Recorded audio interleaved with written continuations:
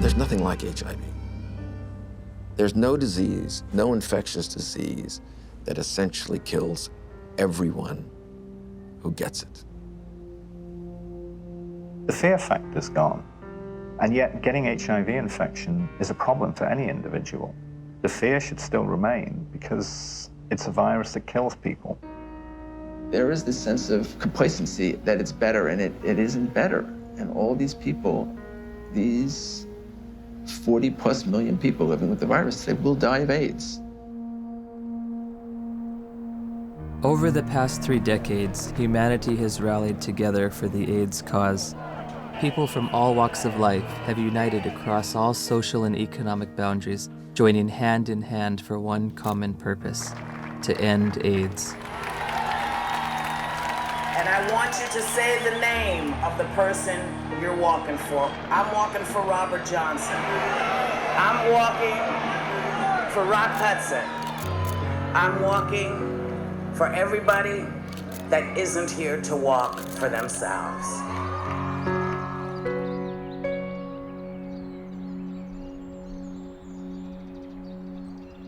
The statistics are growing, all except for one. That's the amount of people cured, and it's still 0. In theory, we could cure AIDS on a piece of paper.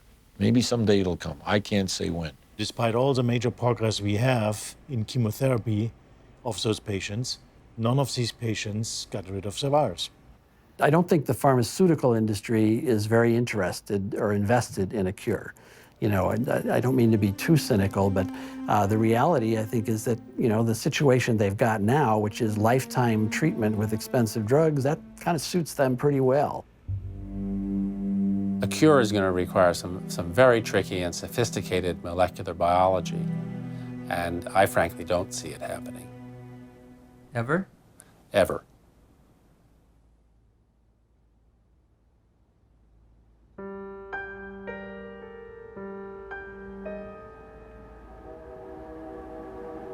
I was born in 1980, a year before AIDS exploded onto the public consciousness. I grew up beneath its shadow like a child raised under the threat of the mushroom cloud. You might say I am a member of the first HIV/AIDS generation. I've never known a world without it. This film is an account of my journey through the shifting sand surrounding HIV/AIDS. AIDS has been front-page news for nearly 30 years. Yet how much do any of us really know about HIV and AIDS?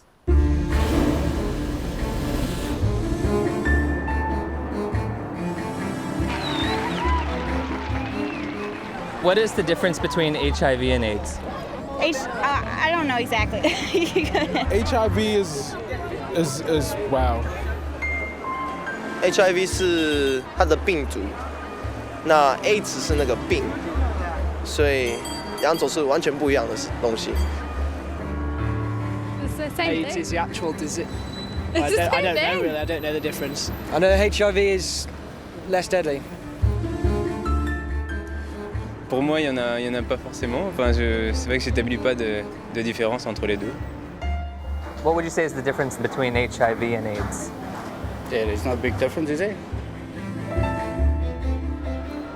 HIV/AIDS is just the starting point. HIV is a virus. The actual virus is AIDS. People around the globe were just as confused as I was. So I sought out the world's leading HIV/AIDS authorities, among whom were the discoverers of HIV, the key White House advisor on AIDS issues, and the executive director of UNAIDS' global response to the epidemic. Meeting with these distinguished experts, I candidly asked, what is the difference between HIV and AIDS? The difference between HIV and AIDS is a really critical concept, and unfortunately it's one that seems to escape a lot of people, or just they don't remember it after hearing it. HIV is a virus. AIDS is a syndrome caused by infection with the virus. So you don't get infected with AIDS, you get infected with HIV, and that causes AIDS. The biggest problem with the HIV theory of AIDS is HIV. There is a group of AIDS denialists that say that HIV does not exist and has never been isolated, which is as bizarre as it gets. We do not say that HIV doesn't exist. What we say is that the presently available data does not prove the existence of HIV. The reality is that HIV does exist and does cause AIDS. I mean, the evidence is incontrovertible. HIV causes AIDS. All right, that's a theory that's there. Let that theory be there. But let's have some other conversations. Let's have some other research. Let's have some other funding. Maybe something else is working here. No. Why nearly 3 decades since its discovery does there continue to be debate over HIV? Why is there no cure in sight? To answer these questions, I needed context. The past is prologue, so my journey begins with a step back in time.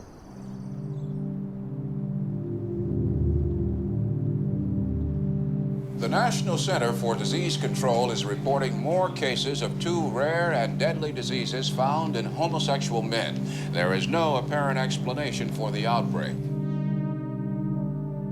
Obviously, this is an issue with great emotional fervor, but how can we stay unemotional when people are dying every day from a disease the CDC has yet to name? For crying out loud, if the CDC won't name it, at least demand the press stop calling it GRID. Well, unfortunately, I have to take credit for coining the term GRID, which stood for gay-related immune deficiency. We were seeing a cluster of gay men who were suddenly critically ill of pneumocystis pneumonia, which was the indicator disease of something new, and reported our findings to the CDC. I was the chief of the STD division at the CDC at that time, when the draft report of 5 cases of pneumocystis in gay men came across my desk for review. Shortly afterward, cases of a very rare cancer called Kaposi sarcoma were diagnosed in young gay men. My first reaction was, this is an extraordinarily important finding. The CDC was looking for something like that when it came along. They were looking for it already. They were hoping there was going to be a new plague because polio was over. The CDC's budget was getting decreased. This is back in like the early 80s. There was double-digit inflation, a very high unemployment, a rapid military buildup, and a threat to decrease all domestic programs. And this led to reductions in force in the Public Health Service, particularly the CDC. The Center of Disease Control, CDC, in Atlanta was under threat for reduction and even theoretically for closure. There were memos around the CDC that says, we need to find a new plague. For them to justify their expenses and their existence and make their careers, they have to find infectious diseases. We need to find something that'll scare the American people so they won't give us more money. Once people recognized that this was likely caused by a virus, the media attention went from no news coverage to the most covered news story in history. People went from neglecting it to fear and panic. Maybe I can get it. All of a sudden, AIDS was a very fundable project, and I suppose the psychology they worked on was the fact that they thought, well, in Congress, essentially this is white, straight, heterosexual men who are the congressmen, and if they feel they can't fuck around without being worried about AIDS, they're going to let the dollars out. And it worked. Suddenly there was a lot of money available for anybody who wanted to study HIV. And nobody ever looked back and said, why do we want to study HIV? Bob Gallo said on television, causes AIDS. The evidence shows that this disease is not merely confined to the gay community. I motion to call the disease Acquired Immune Deficiency Syndrome, AIDS. In 1982, Dr. Harry Haverkos was one of the Centers for Disease Control's epidemiologists tasked with defining AIDS. AIDS refers to a syndrome, and its definition changes periodically. AIDS is a chronic disease. It's based on its immunodeficiency. AIDS is not a disease, right? AIDS is a whole lot of different things. Depends on what country you're in. When your CD4 count falls below a certain arbitrary level, by definition, you have AIDS. You know, when someone's count goes down and then it goes back up again, it's, politically they may still have AIDS. Medically, I don't think they do. If you develop any of a number of opportunistic infections or diseases, that puts you in the category of AIDS.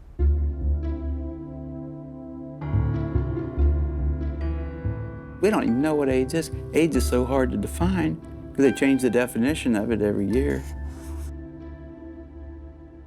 The definition of AIDS has broadened over time. It was revised in 1985, and then again in 1987.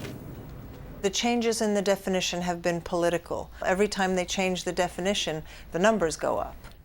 The definition has changed many times. The biggest change was probably in 1993, which they then, added the CD4 count and HIV, and so you could not even be ill, but if you had a CD4 count consistently below 200, you now had AIDS.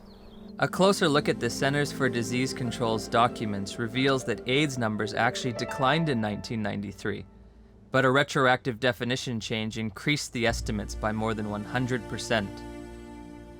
The more diseases they could lump into this AIDS syndrome, S stands for syndrome, the better the chances are they get patients under that umbrella, the more patients they could catch. As time goes along, definitions get used for a variety of issues, and some of those are not based solely on scientific decisions, but politics and capitalism and reimbursement comes into play.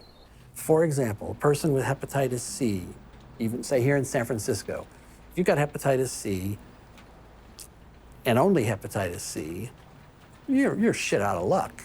Having an AIDS diagnosis, I get a free apartment. The city of San Diego pays my apartment. I can have the state of California pay for many medications related to HIV. I get Social Security benefits. I can get discounts on my supplements at the local health food store.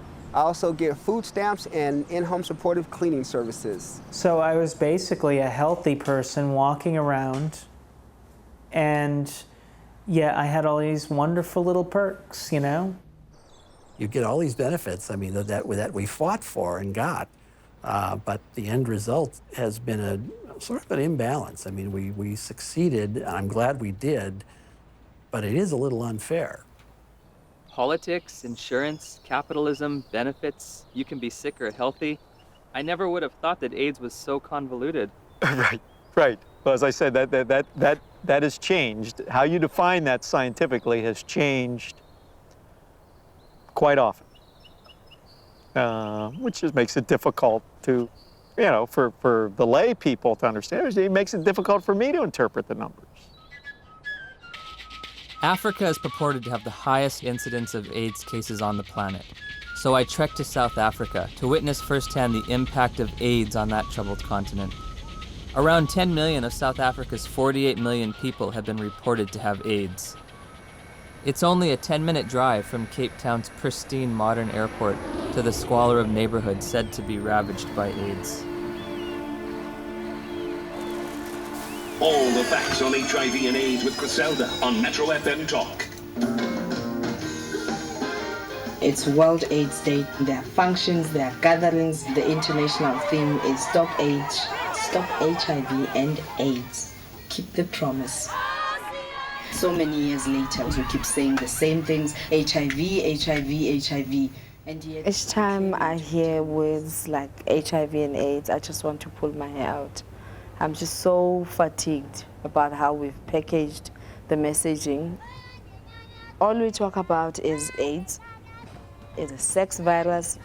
You have to use condoms or you die. It's a sick and sad message. People can't think outside AIDS anymore, and it's just a shocking, sad reality.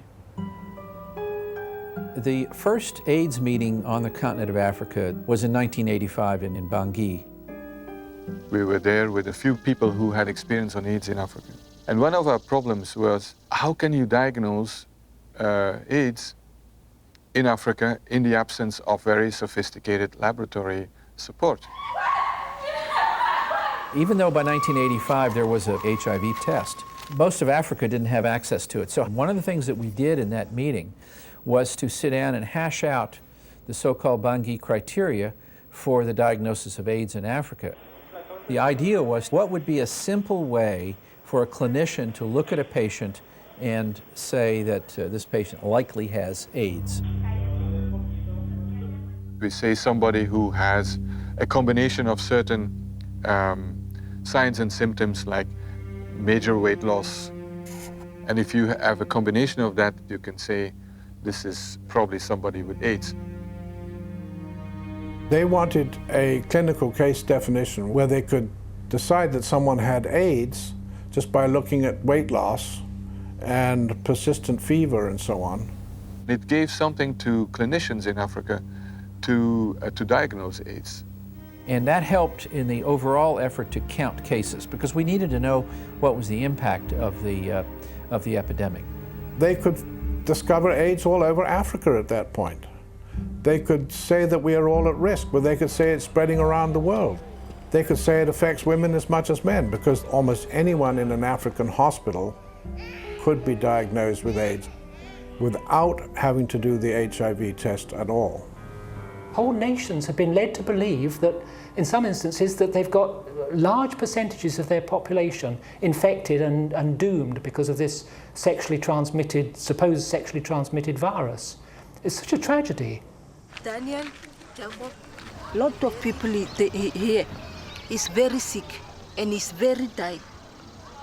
What kind of sickness do you see around here? It's HIV/AIDS. What is AIDS? We don't know. We don't know.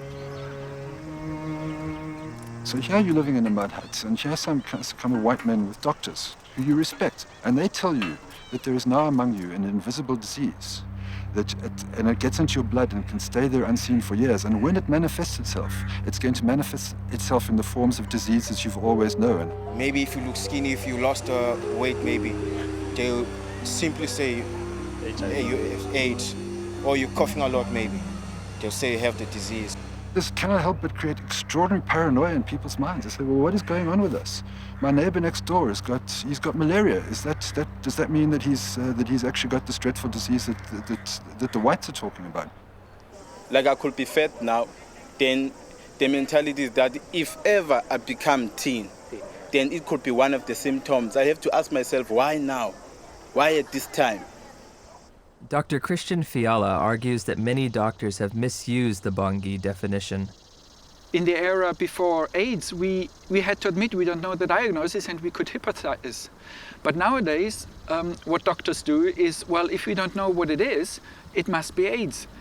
We did have patients with the conditions we now regard as AIDS defining, even before the advent of AIDS. People could have TB and not have HIV and fulfill the Bangui criteria. They'd lose weight, they'd have TB, and they could look like they have AIDS when they don't. Is this Bangui definition still being used today? I'm fairly certain that in many parts of Africa where there's still little or no testing available, that definition is still used, and I wouldn't be surprised that it's used in the poorer parts of Asia. This word AIDS, I don't know what it is anymore. I don't know what we're talking about anymore when we talk about AIDS. AIDS is one thing in Greenwich Village and a very different thing in Kampala, Uganda. I visited the World Health Organization's website searching for answers and discovered there are currently more than 12 different definitions of AIDS worldwide. So I turned to Dr. James Chin, former head of the WHO's Global HIV Statistics Unit, for an explanation. Some countries, they felt they were a little more sophisticated than in others. And you have, along with the epidemic of HIV, epidemics of HIV/AIDS experts. And some of them will not necessarily adhere to any international definition. They'll make up their own definition. High school biology class taught me that diseases and syndromes cannot differ from country to country like languages. It was becoming clear that HIV and AIDS were distinct, separate entities, and that AIDS was diverting my attention from the real culprit, HIV. Where to next? The place millions have had their lives changed forever. She says, we have your test result, you need to come in and get it. And I was like, tell me now, Cheryl. She was like, Kim, we really need you to come in and tell me. I said, then I know it's positive, Charlotte. You would just tell me over the phone. And she's like, Kim, don't panic. You can still have a normal life. I can still remember his face. I can remember his eyes. And all he said was, I'm so sorry. I think you should put your affairs in order, and you might have 5 years. I said, Cheryl, I have to get off the phone right now. I have to go tell my dad. He started crying. This isn't the way it happens in the movies.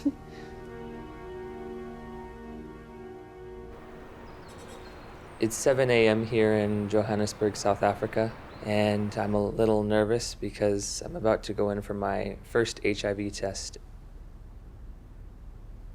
Have you ever gone in for an HIV test? No. No. No. No. No. Yes, I have actually, a few years ago. Were you nervous, apprehensive? I was very frightened.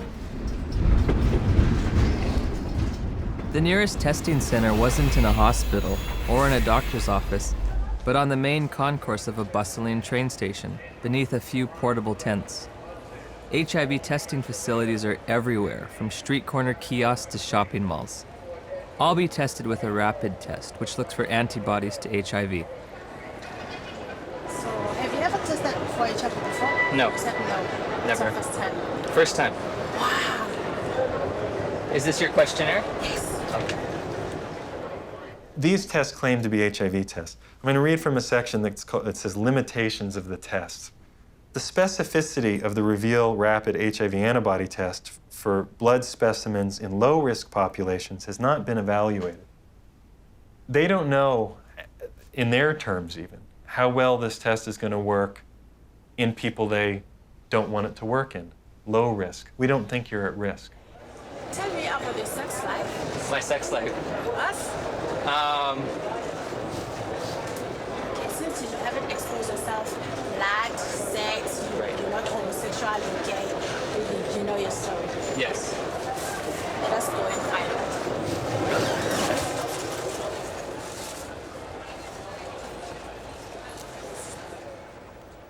In 1990, we flew to Romania to adopt a baby.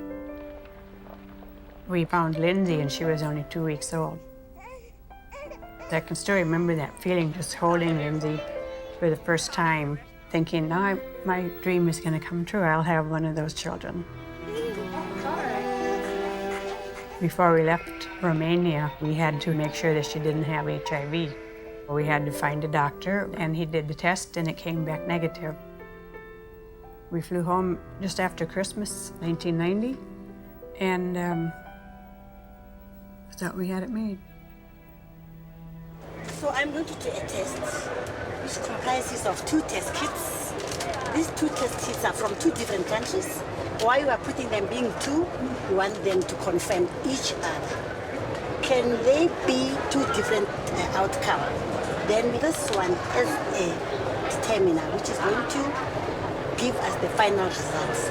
Can I just ask you something, as someone who's a little nervous? Okay. It seems like if this is positive and this is negative, my life hangs in the balance on whatever this one is. Yes. But how do we know that this one's accurate when both of these were inaccurate? This one has been tested to be the one that is going to take out the results that are correct. Oh, so this one is more accurate than these 2? Yes, according to what we have learned. So why don't we just use the more accurate one to begin with? Well, you know what? What if now the more accurate one has a discrepancy? How are you going to find out? I don't know. Rapid tests in Germany, it's not allowed for standard diagnostics. May I ask why? How come you don't use rapid tests for standard diagnostics? Several professional organizations who decide as an expert committee on guidelines how to do things. None of these responsible societies recommend it for scientific reasons. We always say to our clients, even if you have tested here, you can go to other centers and go and test and verify our test. You cannot say you're 100% because you find clients going from area to area doing tests. And they come with stories that I was negative at a certain area, I'm positive with you. How do they decide whether they're positive or negative? We cannot tell because we are using a rapid test. It occurred to me that perhaps the HIV epidemic is reported to be so widespread in South Africa and other poor nations simply because they use these inaccurate tests. There's the saying that if you knew how sausages, what sausages are made of, most people would hesitate to sort of eat them because they wouldn't like what's in it. And if you knew how HIV/AIDS numbers are cooked or made up, you would use them with extreme caution. I decided to investigate HIV testing protocols used throughout the developed world.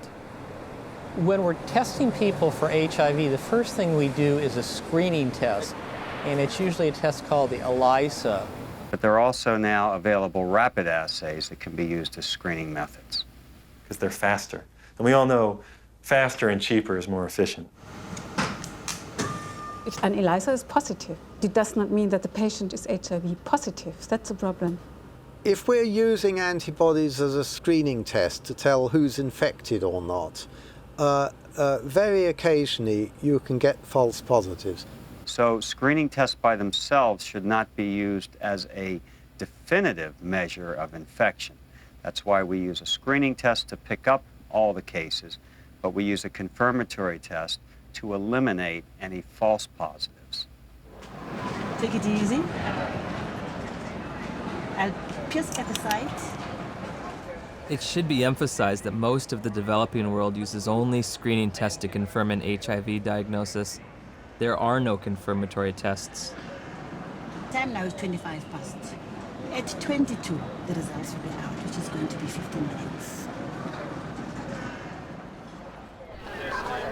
9 days after returning home, Steve and Cheryl's pediatrician ran a battery of tests on Lindsay, including an HIV test, even though Lindsay had tested negative for the virus in Romania. Dr. McHugh called us and said, we run into some problems with the testing that you did at Methodist Hospital, and you'll need to come right in and see me. I said, well, what is it? She says, well, I'm not going to tell you over the phone. I said, I need to know exactly what this is. He said, we got bad news that she tests positive. And he said, she'll have a 20% chance of living to age 2. That was just a shock after all this joy and happiness. We finally found our daughter, and I'm dancing around Romania, and now I come home, and it's like somebody could just stab me. And then I had to call my mom, and that was the worst phone call I've ever had to make, because I even remember saying, that poor girl, she's just not gonna make it.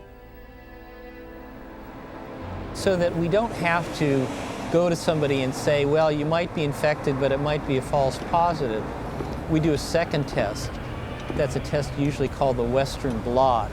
In 1992, when I was told by my doctor that I was HIV positive, that was only a verbal admission to me. She didn't give me the written paper that came from the lab that tested my blood. I found out that it says this indicates possible infection by virus. There can be mistakes from the antibody test, and there are conditions that can cause the test to be inaccurate.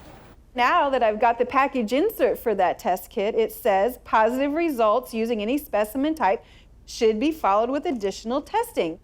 But this is the test that they use to confirm with. This has a margin of error done properly that's extremely low. In other words, it's one of medicine's better tests. I don't think the Western blot is a useful diagnostic test. I don't think it's worth doing. Did he give a reason? Anybody can say anything. I think it's stupid to drive a car. But come on, you gotta give a reason. It's a useful prognostic test. Once you know that someone is infected, then you can follow their antibody response as well with Western blots. I'd say he's absolutely wrong. It has a complete usefulness. You don't need a Western blot. And it's become a dogma in HIV research that you need one ELISA followed by a Western. You don't. You need 2 different kinds of ELISAs made in 2 different formats. Would you ever want to confirm somebody is positive using just ELISAs? No, never. It's against the rules. It's against the recommendations. It's a turbulent sea of argument about how can we use this test? When can we use this test? Why does this test have no standard?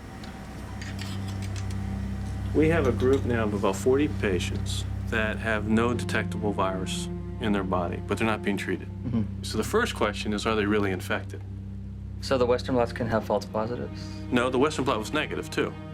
But they were told they were positive by a lab, yes, that misread the Western blot. Heavyweight champion Tommy Morrison tested positive in 1996. 11 years later, in 2007, he tested negative multiple times, allowing him to return to the ring.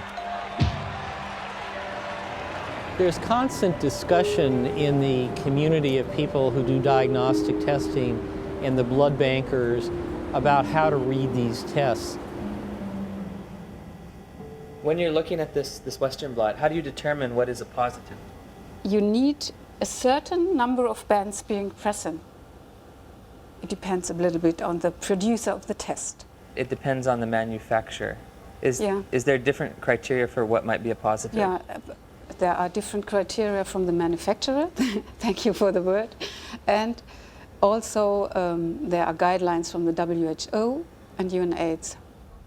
Well, HIV infection is diagnosed with rather now routine laboratory tests, which, for which there are criteria for diagnosis established by the manufacturer, FDA. Claudia showed me the package insert that comes with the Western blot.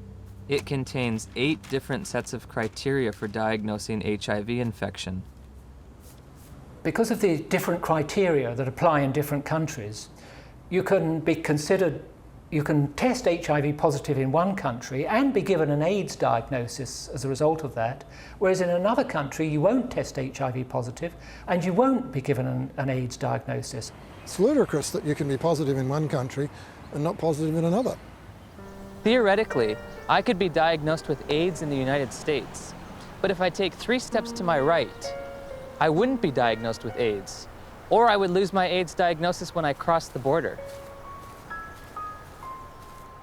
In 1992, I was encouraged by a doctor to take what's called an HIV test as a matter of social responsibility. And I was shocked and devastated and horrified when the results came back positive.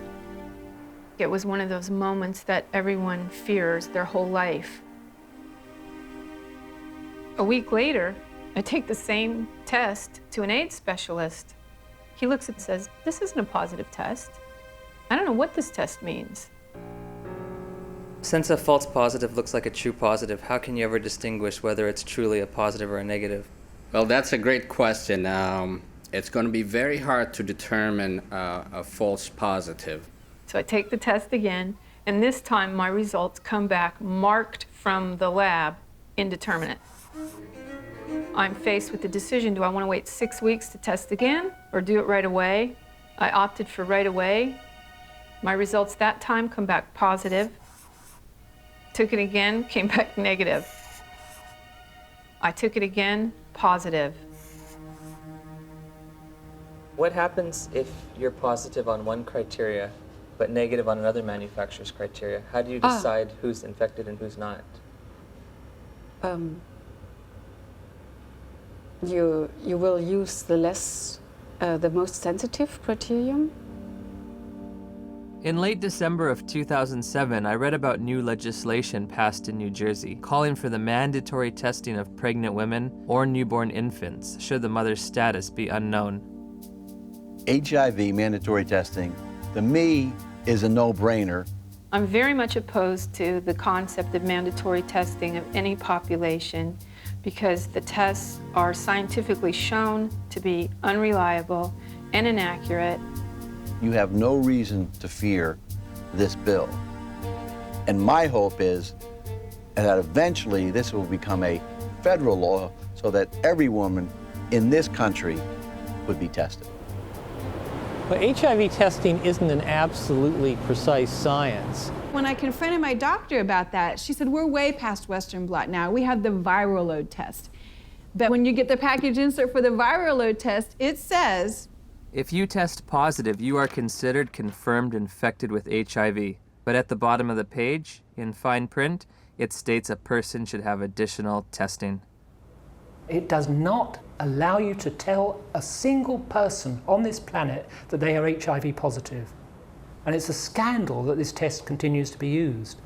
So again, I'm asking, where's the test? Where's the test that can confirm a diagnosis of HIV infection? And I can't find one. I have the package insert from the manufacturer which they supplied me with. And under limitations of the test, it states that risk factors should be used in conjunction with the test. Has a person had sex? Have they used drugs? Have they had a blood transfusion? And then in conjunction with the test, not the test alone, but with the test, then you decide whether the person is positive or negative. Do the answers to these questions help aid in the diagnosis? Oh, of course they did. Really? They do. Now, if I tell you that the test you took was lousy and didn't mean a thing, does that make any difference for everybody to hear? You make a difference for me. Yeah, I know.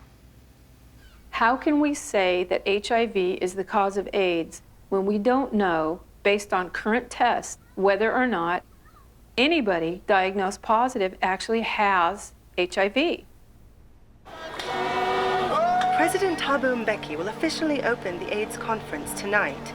Delegates here are hoping he will finally separate himself from the AIDS denialists. We remain convinced of the need for us better to understand what would constitute a comprehensive response in a context such as ours, which is characterized by high levels of poverty and disease.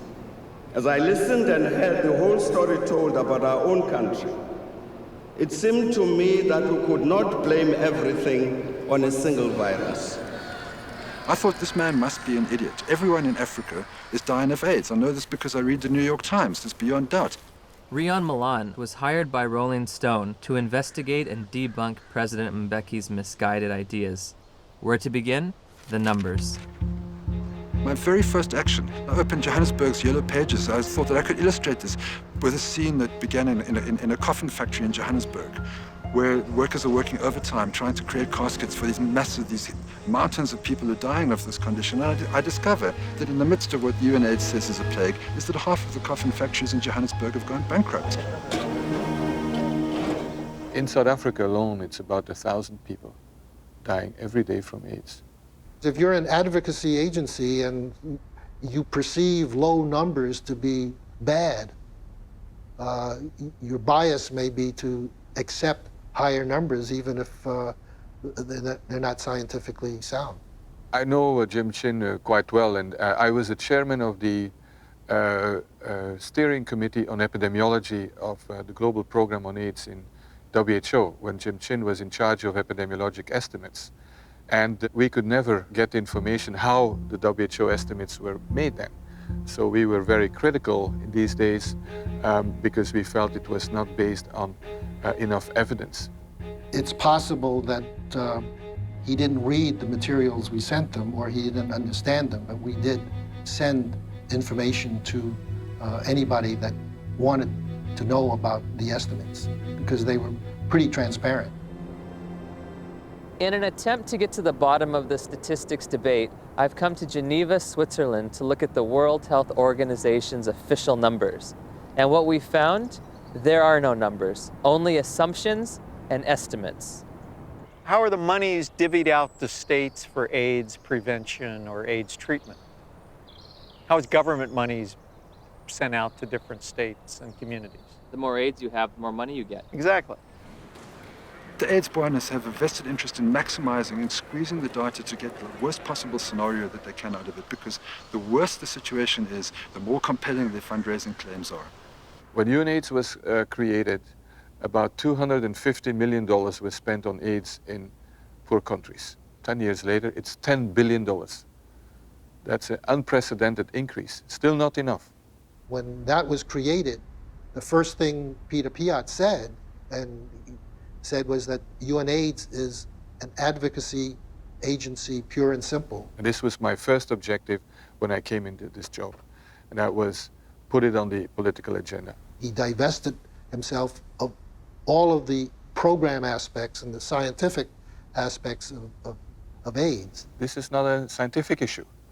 This is a matter of politics. Except one unit. He kept sort of the numbers unit.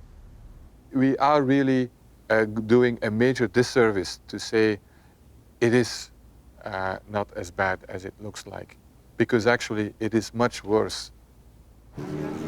1 month after my interview with Dr. Piatt, the Indian government slashed their estimates by nearly 60%. Shortly thereafter, UNAIDS acknowledged they'd been overestimating global HIV statistics for more than a decade. They've painted themselves into a corner, and now their house of numbers is falling apart. America is leading the fight against disease. And I call on you to double our initial commitment to fighting HIV/AIDS by approving an additional $30 billion over the next 5 years.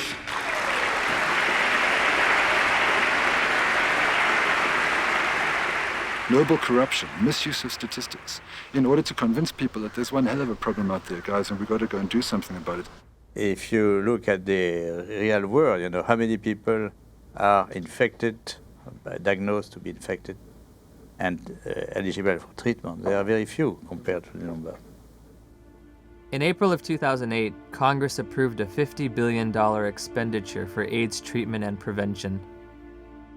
The vast majority of the world's population is not at any measurable risk of HIV infection. No measurable risk.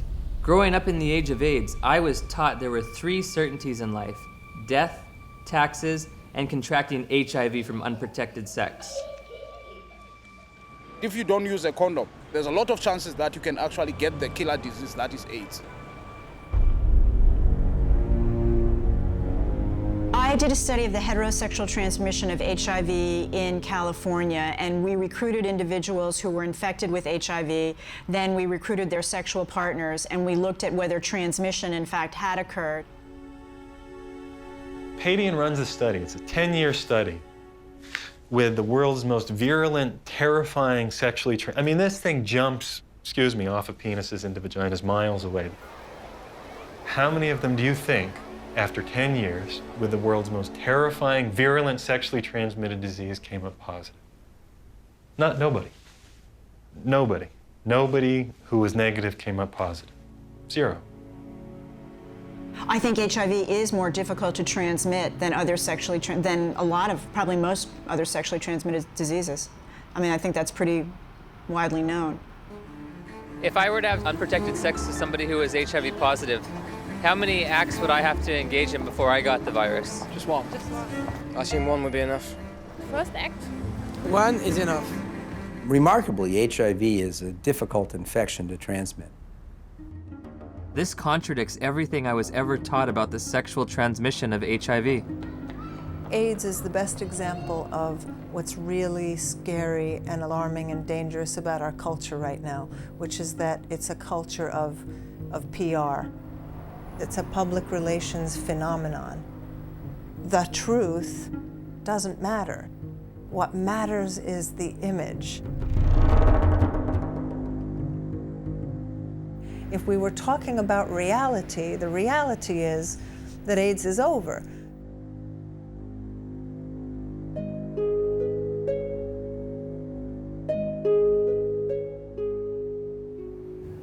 Somebody decided in the early 80s that there's this infection called HIV. And upon deciding that, I don't think it was debated enough. In 1983, Dr. Luc Montagnier and his team of researchers identified what they thought might be the cause of AIDS. I really was excited because we knew it was a new type of virus, not shown before in men, and very likely to be the cause of AIDS. Of course, at that time, we didn't have the full proof of what's the cause of AIDS. That initial work was rapidly reinforced by additional virology and serology studies in Bob Gallo's lab in Washington. Gallo got pushed by the Reagan administration that wanted to do something on AIDS finally. They literally told us to just close CDC's lab down. We don't care about it. There's a bunch of gays, who gives a shit? And that was really their whole story. So the whole thing that they rested their political response was, well, we discovered the virus. Good afternoon, ladies and gentlemen. The probable cause of AIDS has been found. Credit must go to our eminent Dr. Robert Gallo, who directed the research that produced this discovery. What was new that day is for the first time we were saying, that's the cause, I'm sure. It was a silly press conference. There was not evidence then that HIV was the cause of AIDS. It wasn't called HIV. There was certainly evidence that he didn't discover it. It was discovered in France. The conference was held before any of Robert Gallo's papers were published, therefore before any other scientist had a chance to review them and look at the evidence and see if he got it right or wrong. Gallo's philosophy was to have people to whom he would give the virus be in his own control, so that any information that came out of that would come through him, so that he got all the information, indeed often put his name on publications and would, quote, collaborate with them. But should you have any broader view other than his personal glory and your personal glory, this was not a scientific pursuit in any way. The U.S. Department of Health and Human Services decided from now on, we are only going to fund AIDS research that assumes that Robert Gallo's virus is the cause. I didn't think that HIV in 1984 was the cause of AIDS. That's why I did the study comparing gay men with Kaposi's and gay men with pneumocystis. I assume there must be something else. If you go read my paper from 1985 that Kern and Jaffe would not sign on to, I actually lay out the cofactor hypothesis in that paper.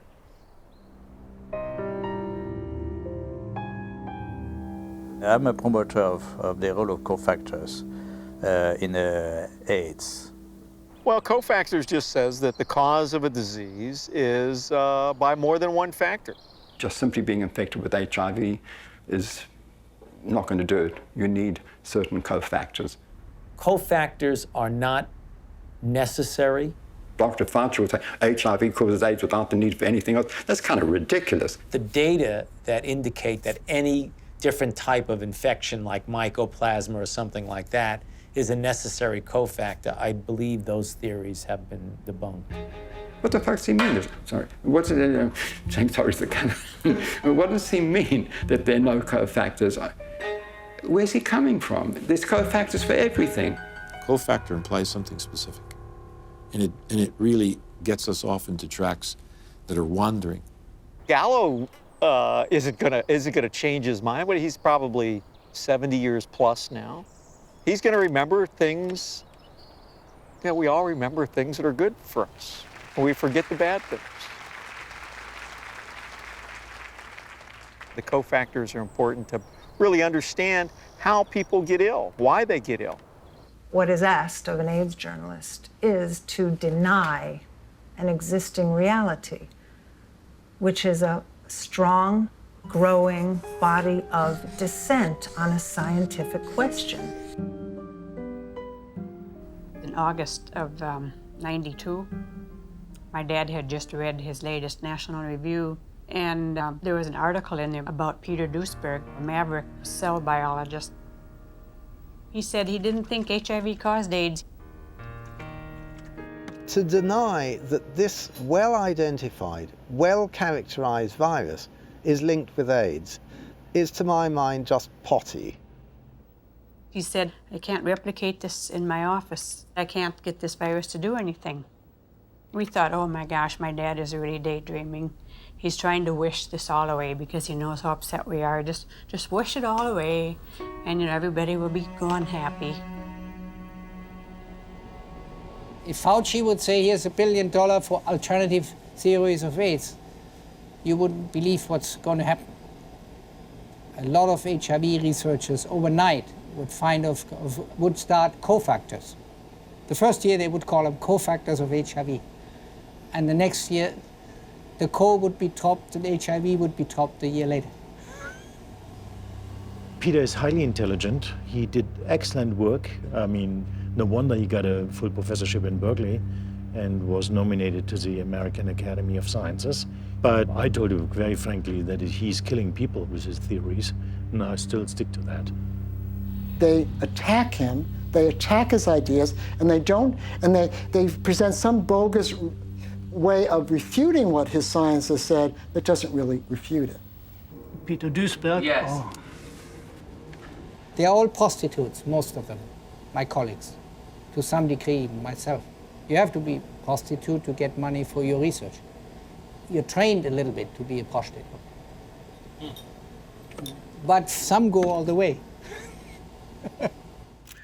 In light of all this scientific uncertainty, I asked Dr. Fauci for evidence linking HIV to immune deficiency disease. When you put the combined findings of the initial characterization as a distinct retrovirus isolated by Montagnier and his group, together with Gallo linking the virus to being the cause of AIDS, and they put those things together, and that's how we have a confirmation of the causative agent of AIDS, namely HIV. Still unclear about the evidence for HIV's existence, I decided the best way to verify it would be to actually see it. I asked Dr. Hans Gelderblum, a world-renowned electron microscopist, if he thought there was any reason to question Dr. Montagnier's published images. I've seen these publications, stamp-size images. It's a nuisance. It's a nuisance. You do not really see much. When we saw that photo, we said, suggestive, but not convincing. Dr. Gallo, 1 year later, published photographs he claimed to be of HIV. Were his any better? These pictures were not so impressive. They were not much better than Montagnier's images. It's one thing to look like, and another thing is to be a virus. In 2002, I stumbled across an article by Valander Turner and Andrew McIntyre of the Perth Group in Australia, and it questioned whether there's ever even been found a virus. I became consumed with researching this.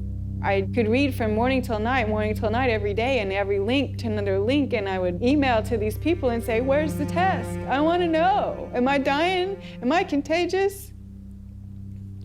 And they weren't even very kind. They were just like, read our articles again. How many times do we have to tell you there's no test? It is crucial to understand that an AIDS diagnosis is forever. It cannot be reversed or alleviated. The stigma attached to people knowing that you have it and are living with it is worse than actually living with it. I can't think of anybody who's ever been evicted from their apartment because they had breast cancer or because they had cerebral palsy. I did a campaign to address stigma. The message is that if anyone is infected, we are all affected. Some have it medically, some have it socially, some have it culturally. And at the end of the day, if it exists anywhere, it exists everywhere. We don't all have AIDS. And once you start bullshitting, it gets a problem. You know, we don't all have AIDS. We all have to be sympathetic to AIDS. And yes, there's all kinds of people who get HIV infection. But you know, we don't need to make, in my view, non-truths, you know, or just to have a slogan or a symbol. We all have AIDS. No, we don't all have AIDS. But my message is you do have it, whether you want to accept it or not. Are you medically susceptible? Maybe not. But are you socially vulnerable? Yes. In June of 2007, the BBC featured a news story which began, HIV infection theory challenged. Living cells are complicated, and how they work inside the body is even more complicated. So there's still a lot of debate as to how exactly HIV causes AIDS. In March of 2008, the Washington Post went on to state that multiple surprises have reminded researchers how much they still don't know about HIV's biology. HIV has got to get inside the circulation of the body, and it does that in ways that are not completely understood. The prime target for HIV is a T cell population called CD4 helper T cells. The way that the virus gets into the target cell, it fuses its membrane to the membrane of the cell. I don't understand the fusion process. I don't think anybody completely understands it. We have a relatively poor understanding of how viral proteins interact with proteins in the cell. How come our antibodies aren't able to keep HIV in check? It's an excellent question. That's one of the great stumbling blocks. They can't prove that HIV is the cause of AIDS, okay? They cannot prove that HIV is the cause of the collapse of the immune system, no matter how many scientific journals says it is. When you go to the basic research, it doesn't prove it. We are almost convinced that there is other factors that are involved in the loss of CD4 cells, and we don't know yet all the mechanism. How HIV depletes the T cells so an individual advances to AIDS is probably due to multifactorial elements. One is it will kill the cell eventually that it infects. HIV does not necessarily kill the cells it infects. Some T cells are directly killed by HIV, and other T cells keep the virus in check. It's a silent state within the cell. And I think in many cases, these cells can return to a normal function. Can that cell return to a normal state? I don't think so. When I was told I was HIV positive, I accepted that on a very deep level. But only by having the courage, the open minds, and the open hearts to answer these questions are we ever going to know how to help people, how to do what we need to do to help people.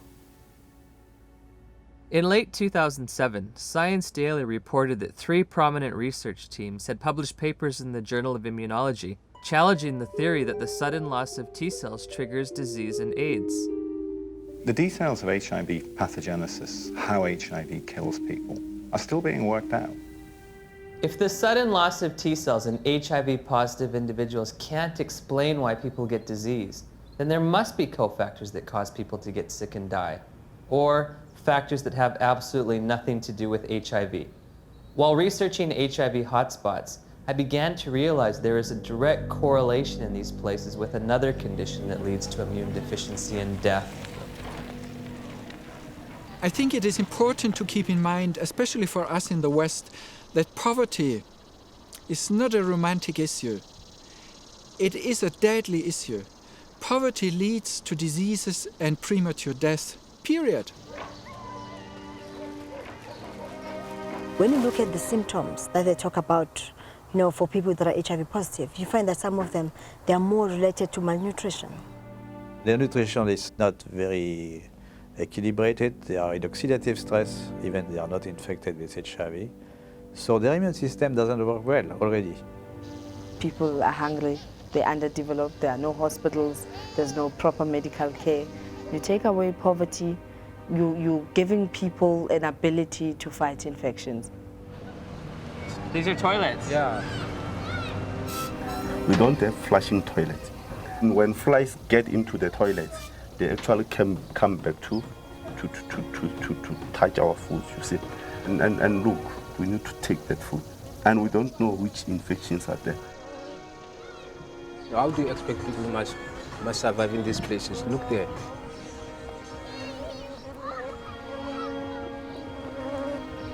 How many white people they are staying in this house like this one? In Cape Town is different. You go to suburbs, you see the suburbs is different to our places. Why have we done nothing for African people, just like give them clean water so they don't die in infancy of diarrheal disease and stuff like this? All we care about is HIV, AIDS. Well, question, well, there's money in it. There has to be, other dynamic working to lead public interest to the African situation and ignore clean water, sanitation, malaria. I mean, things that kill people. This is the beginning of a war. It is a war to reclaim our health. In 2008, USA Today published a news story that stated, if we look at the data objectively, we are spending too much on AIDS. About $10 billion a year is spent on AIDS, while 2 billion people live with no sanitation. 1 billion lack access to clean water. And malnutrition kills someone every 10 seconds. These factors enable diseases to thrive and severely weaken the immune system of those living in such squalor. If we were to take all that money and put it towards developing poor countries, God would be so proud of us, indeed, because we would have taken away the major challenge that's facing humankind, and that is people dying in silence. It's slow, painful deaths from being scared of something that was just packaged as AIDS. Could it be that the real epidemic is extreme poverty, not HIV? On the other hand, HIV allegedly occurs in the United States as well. So I looked for alternative causes of immunodeficiency in this wealthiest of nations. There are other ways you could produce a condition that looks like AIDS, but they too will be some source that causes a severe defect in the immune response. 19 million Americans now, 19 million are taking illicit drugs every day. But we don't talk about this. This is politically incorrect. There have been a number of theories as to what the origin of HIV/AIDS is. One of them was a theory that certainly turned out to be completely incorrect, that it's a lifestyle phenomenon. There's a large epidemic of STDs in general in the late 70s, and particularly in gay men. In San Francisco, New York, Los Angeles were meccas of the new lifestyle, which came from the liberation in the post-Stonewall era. The more partners you could have, the more you were striking a blow for gay lib. I remember talking to one of the people who was at the forefront of that lifestyle. It very much felt like if he did have another bout of syphilis or gonorrhea, whatever it might be, that it was like a notch, a victory notched up for his right to exist as a gay man. I went on a vacation to Los Angeles, and it wasn't that wild, but one night I went to a bathhouse. I came home with, get this, at the same time, syphilis, gonorrhea, and 2 forms of parasites. I have no views about that, you know, in a judgmental kind of sense, but certainly from a public health point of view, that's kind of a prescription for disaster, because AIDS first occurred in these men who were not healthy for reasons that were obvious to everyone. You're talking thousands of partners, sometimes hundreds, per month, lots of antibiotic use, lots of drug use, and the result were people were getting pretty sick. There's a drug called amyl nitrate that was developed in the 1850s and 60s. Came in ampules, and they became known as poppers because you'd pop them when you open these ampules up to sniff them when you had coronary artery disease. The first AIDS cases, for example, that Mike Gottlieb reported were all 5 gay men. They were young. They all used poppers. Poppers, something you walk around huffing all night. I mean, it says flammable, fatal if swallowed on the side of the bottle. They're walking around huffing it all night long. Why? Gives you a great rush.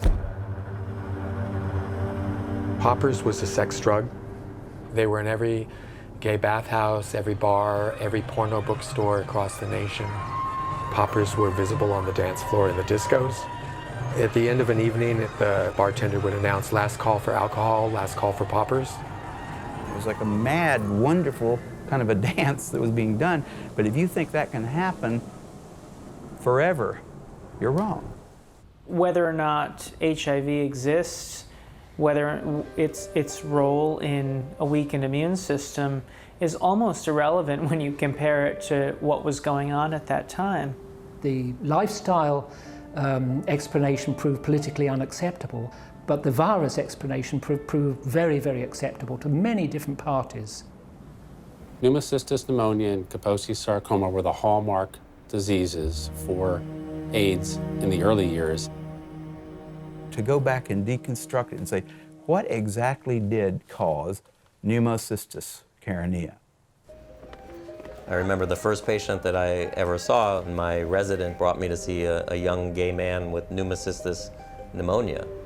I knew a little bit about the use of poppers or amyl nitrite inhalants, and I started asking the patient if he used them, and it turned out that he was a very heavy user of amyl nitrites, and much to the surprise of my students, I said, I think the man probably has destroyed his pulmonary immune system by inhaling this toxin. What exactly caused Kaposi sarcoma? We know that now. It was amyl nitrite. We saw KS decline, interestingly parallel to the decline in popper use.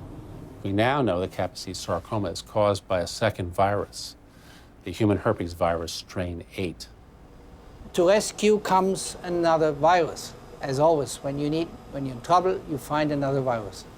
If one wants to look at really what causes this, we've got to look beyond just HIV and just beyond HHV8. Calling it a disease, see? And to give it that name, AIDS.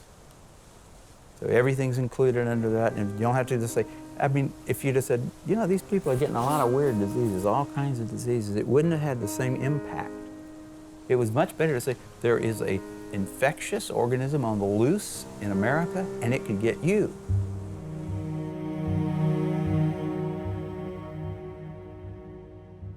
I had interviewed the world's leading HIV experts and discovered that the two benchmark diseases of AIDS have alternate explanations. Once again, I turned to Dr. Gelderblum, seeking proof of HIV's existence in the most recent images available. Here, you do not see anything about the details, but I would say it's probably a virus. These are HIV here? Yeah. Oh, so are these HIV too? Yeah, yeah. Everything's Probably. Probably. Yeah. What can I tell you? You know, I mean, it exists. Gallo said he had all these viruses, and it was a lie. I think HIV totally has turned out not to be the cause of AIDS. HIV has turned out not to be. Gelderblum's images, said to come from isolated HIV cultures, provided no proof for HIV's existence. So I asked Nobel laureate Dr. David Baltimore and Dr. Robin Weiss how they would isolate and photograph this elusive virus. Well, didn't Dr. Gallo do that? I mean, he actually isolated it, so. Yeah. I mean, why should I do all of this? This is all textbook stuff you're asking me. I'm not quite sure what's behind your question about isolation. I don't want to be your textbook, you know? I got other things to do. They're embarrassed. The scientists have been embarrassed about this. They know that it's flawed.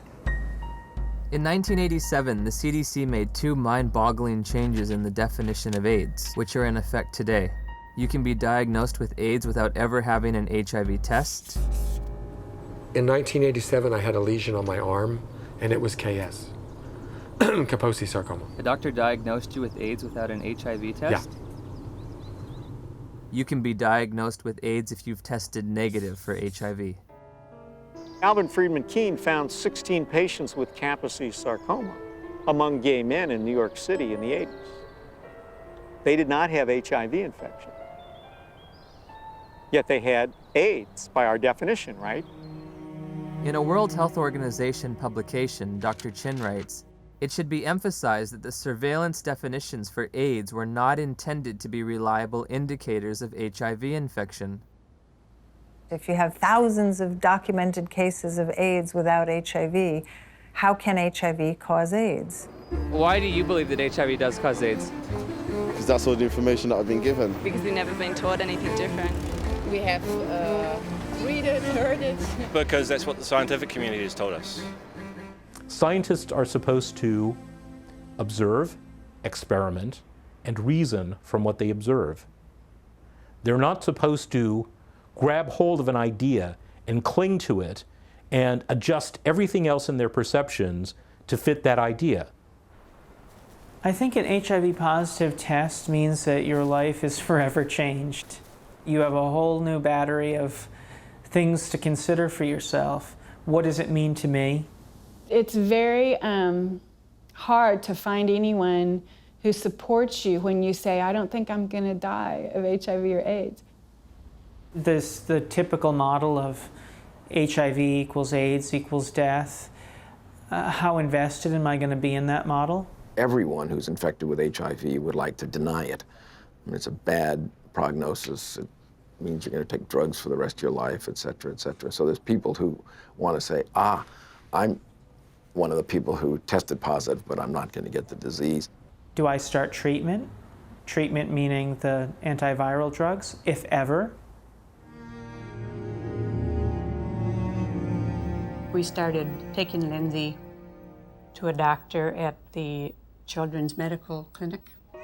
She gave us a prescription for Retrovir syrup, which is AZT.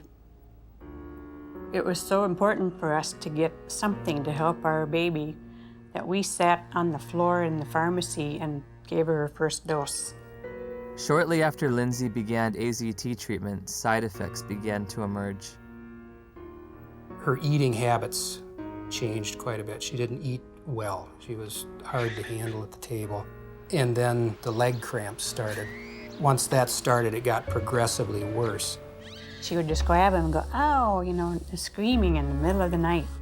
Just like it was it wasn't an ache, it was like, must have been sharp pains. It's just made you feel sick to your stomach. Any drug active on HIV will be toxic because it's not 100% specific on the HIV enzymes. When we switched over to the university, then the dosage of AZT went up, and that's where she started flattening out on her growth chart. The doctors would try to put a positive spin on how well she was progressing. It was mainly in the T cells that weren't always a positive situation. Yeah, the T cell count would go down, and then the doctors would say, well, maybe we better raise that AZT dosage, get that T cell count back up. We were going, I think it's kind of making her sick because she doesn't want to eat. She's having leg cramps. And they'd say, well, it's the HIV, and that's what it does. It's all part of the package. The treatment causes a very similar condition we would expect from an AIDS patient. That's why nobody noticed that there was something wrong with the treatment. I remember in 1992, after I first tested positive, I became involved in an organization called Women at Risk. There were 11 of us at the time on the board and involved in the group. All of us except 3 were on the medications. In the year and a half that I was involved with Women at Risk, every single woman in that organization on the drugs died. Every single one, except the 3 of us who weren't taking them.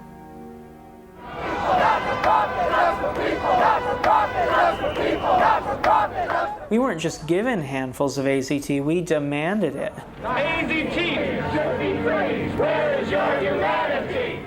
We considered the FDA not giving us these things as being anti-gay instead of being responsible. And so we went and we lobbied and we pushed for all these things, and we didn't think clearly about what it was we were asking for. It's like that saying, be careful what you ask for, it may come to pass. That's the very reason why everybody believed HIV is a deadly virus, because the HIV positive patient at that time got a deadly treatment. Despite the billions spent on the drug, tens of thousands of people with AIDS have died. And now a growing number of studies are questioning the drug's usefulness.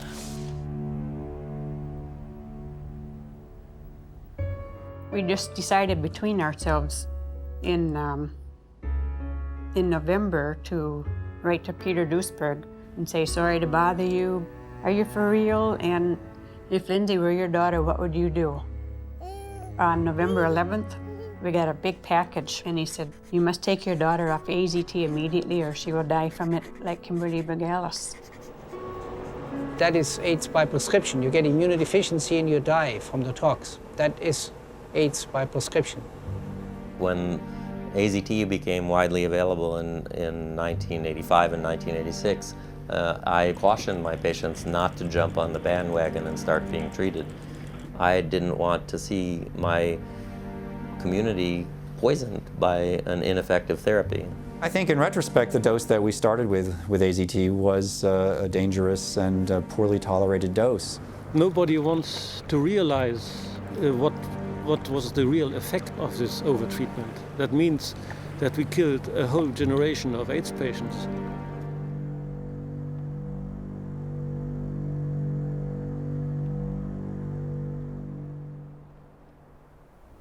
In '96, David Ho announced highly active antiretroviral therapy.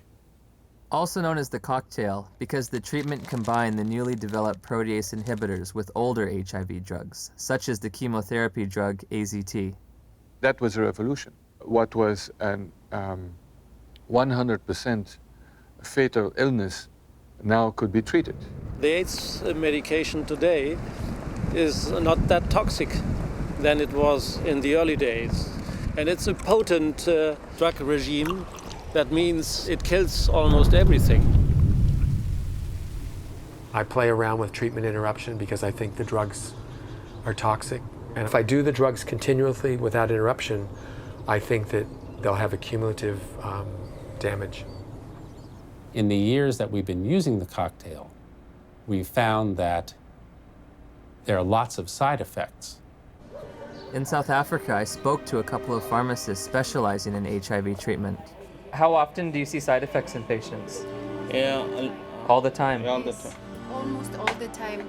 We saw the lipodystrophy, the buffalo humps at the back of the neck, then the lipoatrophy, which is the loss of fat in the face and the arms, giving people a very gaunt look. The risk of heart attack seems to be increased in people on these drugs. With what we have now, the side effects eventually are going to outweigh the benefits. So patients really do better for the short term, but in the long term, they die also. In 1994, Audrey Serrano tested HIV positive. While initially healthy, she was prescribed AIDS drugs, which nearly killed her and left her scarred for life. In December 2007, after multiple negative tests, she was awarded $2.5 million in damages. Some people are very fortunate. They don't have these side effects, but many people do. So prolonged treatment is impossible. I know people that are like horses, have no impact with some drugs, no side effects, and somebody else falls apart. The new generation of antiretroviral drugs are less toxic. They can be more tolerated. But for how long? I agree. We cannot give a treatment for life. It's not like insulin, you know, it's something which is toxic. Has a patient ever died from the side effects? Yeah, sometimes it happens. AIDS drugs are all classified as black box drugs. A black box drug is the most severe warning that our FDA will put on a product. It means you could die taking this because other people have died taking this. My sister Joyce was my best friend.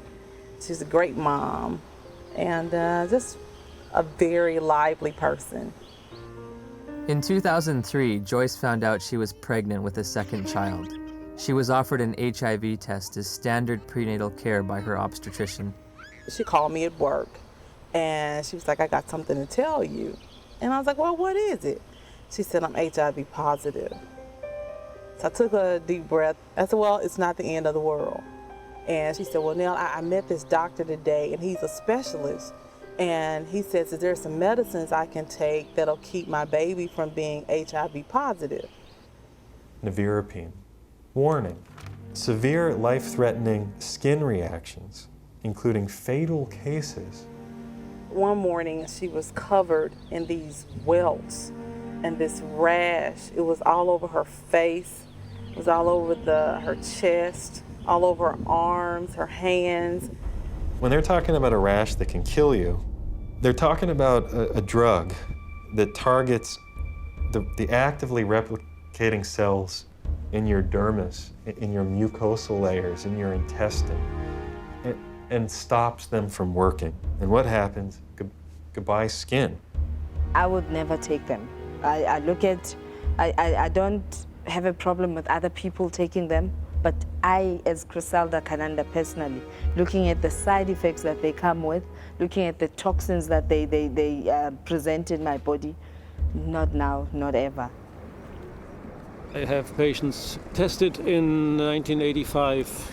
They were all advised to take treatment, but they declined the treatment for different reasons, because they didn't want to take toxic drugs because they are feeling well at that time. And how are they doing today? They are still living. Healthy? Yeah. Once we came to the conclusion that this was the drug that was causing this problem, irregardless of what the HIV was going to do, she was going to come off the drug no matter what. If taking her off the drugs meant that she could sleep through the night and be happy for 6 months, that would be worth it rather than live in agony for 2 years or 12 months. You hear a lot of doctors, you hear a lot of educators in AIDS, you hear a lot of people talk about it is probably the drugs that are going to kill us before the disease does.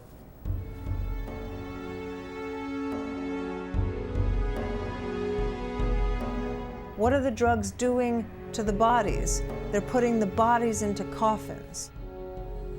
Before my sister started taking the drugs, she was healthy. After she started the drugs, she developed an allergic reaction, which made her look like a patient with full-blown AIDS. She was admitted to the hospital. She continued to spiral down. And within 37 days from her first date of taking the medicine, she was gone. When news of Joyce's death reached the NIH, emails were exchanged between the director of the AIDS division and an ethics and safety officer. Ed, there was fulminant liver failure resulting in the death on this trial last week. Ouch. Not much we can do about dumb docs. They're cynical enough to introduce drugs that they know will have toxic effects and will carry a certain mortality, and they know that the life of the drug before this mortality becomes too obvious to ignore is, say, 2 or 3 years, and they work out what the sales are going to be in those 2 or 3 years, and then they know they're going to have to reduce the dose. Joyce has 2 sons. Jamal he's in his senior year of high school this year. Sterling will be 4 years old. And in my mind, they were robbed of their mother. If someone's going to be giving me a diagnosis of certain death in 5 to 7 years, I want scientific proof. This isn't a religion. My interest in questioning and breaking and exploring does HIV cause AIDS is an instinct to liberate people from a death sentence that isn't theirs to carry. After we took Lindsay off AZT, her weight did go up. Within a couple of days, the leg cramps went away. And her physical body seemed to be doing pretty well, but it was like she was disturbed. She was agitated very easily. Her lifespan changed all the time after she got to be 2 years old, and then she'd only live to be 5. When she got to be a little older, then they said, oh, she might live to be 7. Yep. But definitely wouldn't live into double digits, and that's just was our life then.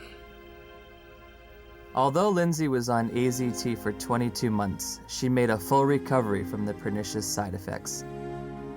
Lindsay will be 19 in October of 2009. Because it's been surrounded from day one with so much emotion, so much fear, so much psychology, so much drama, very few people are capable of looking at AIDS logically.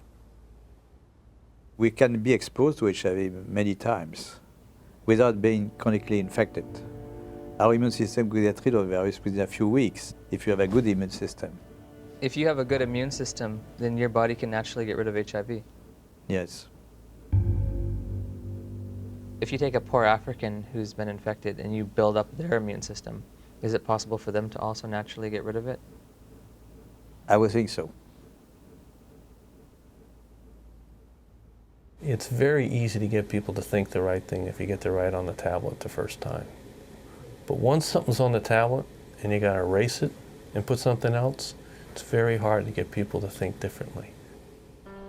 The victims of HIV and the dedicated professionals combating it deserve our sympathy, compassion, and respect. However, at Journey's End, I find myself perplexed, bewildered at times with an overall feeling of dismay and sadness. I found a research community in disarray over the most fundamental understanding of HIV, all the while presenting a monolithic public posture of authority and certainty. Bluntly stated, we have tests that prove nothing, remedies that kill, and statistics manipulated to the point of absurdity. 90% of global HIV corresponds to areas of great poverty and squalor. Ironically, while we may have been pursuing a phantom killer, a shape-shifting assassin, perhaps the real enemy has been hiding in plain view, clear as day, and as old as time.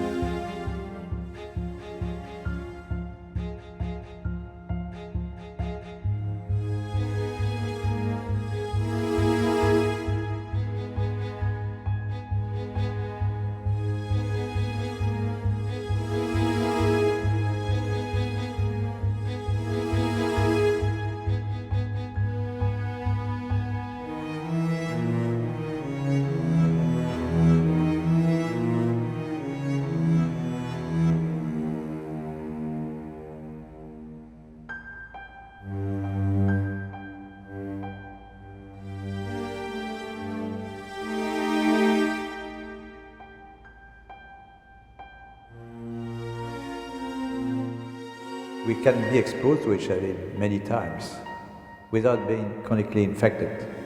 Our immune system will get rid of the virus within a few weeks if you have a good immune system. If you have a good immune system, then your body can naturally get rid of HIV. Yes.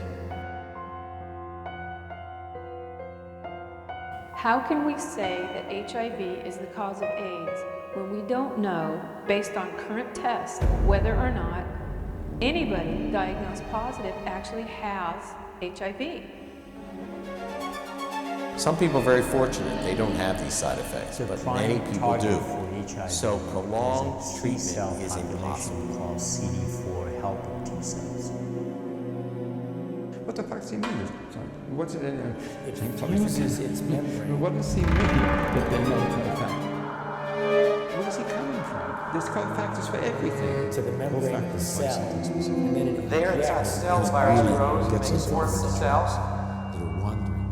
Gallo isn't gonna change that. He's put out in the circulation. Finds other CD4 cells that are infected. There is an ongoing battle. Cells die. The body will replace those cells that die. But there's not an infinite capacity to do that. Cofactors are important. This really battle understand between how HIV people get ill, why they get ill. What is asked of an AIDS journalist is to deny an existing reality, which is a strong, growing body of dissent on a scientific question.